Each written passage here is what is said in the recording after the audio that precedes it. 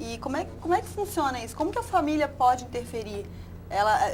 No caso da modelo Ana Carolina, a gente viu que a mãe ela não sabia como agir. Claro. Né? Ela oferecia comida, a menina rejeitava e dizia, mãe, não fica brava comigo, não quero comer. Claro. Né? Então, como que a família vai agir?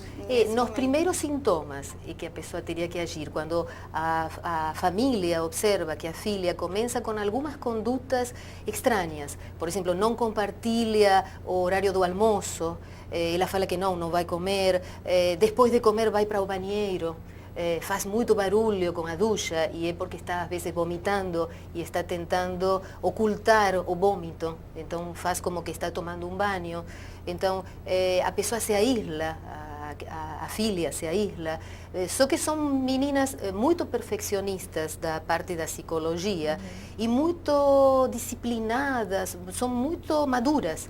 Então, às vezes a mãe, é difícil achar que a filha não teria razão, porque ela coloca toda uma argumentação como que ela se cuida, como que ela não teria problema. Então fica às vezes difícil no caso dessa mãe, dessa modelo, porque realmente a menina falava que não queria tratamento, não?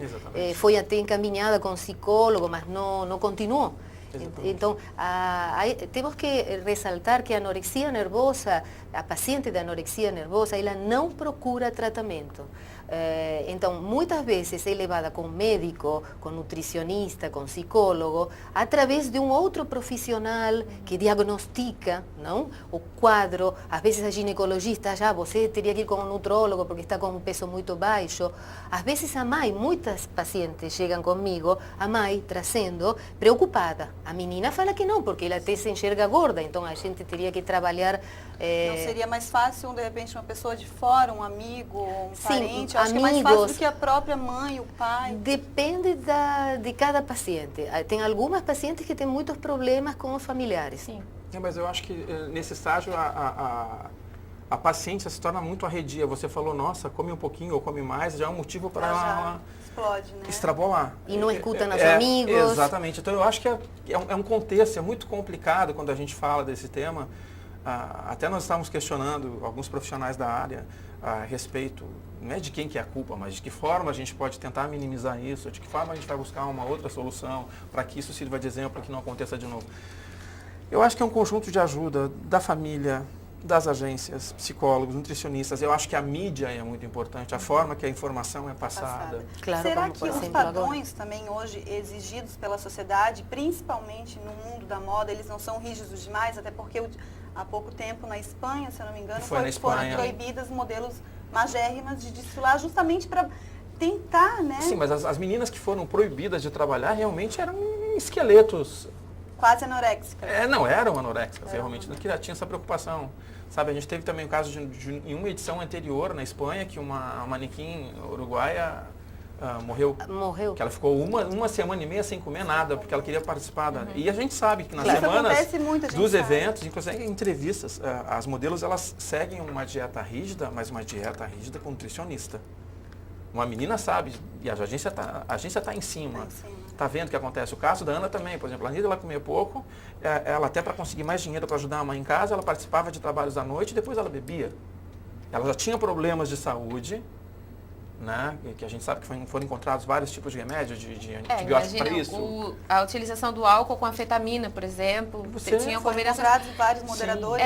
O que o Marcelo estava falando é bem importante, por quê? Porque tem a história de vida de cada um. Por exemplo, algumas pessoas deprimem outras pessoas, têm outras manifestações e assim acontece a questão da anorexia. Então tem que ver a história de vida de cada um, senão todas... Por exemplo, todas as modelos teriam anorexia por estarem no meio que tem um padrão. Na verdade, o padrão não é só do mundo da moda. O padrão é do ideal de mulher, de corpo que se tem hoje em dia. Exatamente. Mas assim, no que vocês estavam falando de quem levar, quem não levar, o que acontece? Muitas vezes essa pessoa, ela disfarça tão bem, né?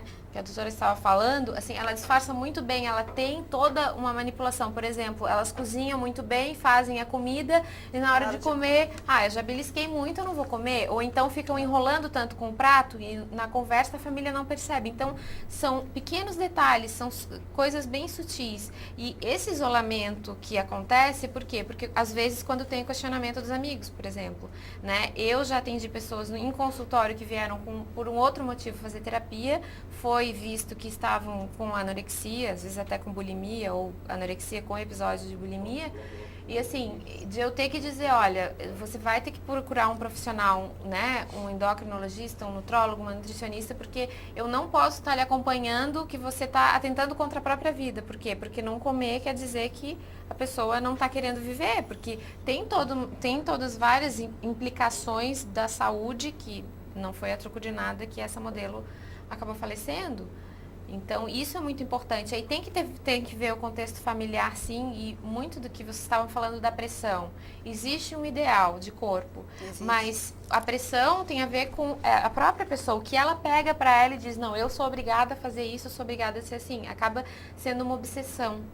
A obsessão que aquilo é aquilo é aquilo. Mas eu acho que tem uma coisa também importante para ressaltar. As meninas que tentam seguir carreira, eu falo das que já estão no mercado, sabe assim, existe uma coisa chamada rejeição.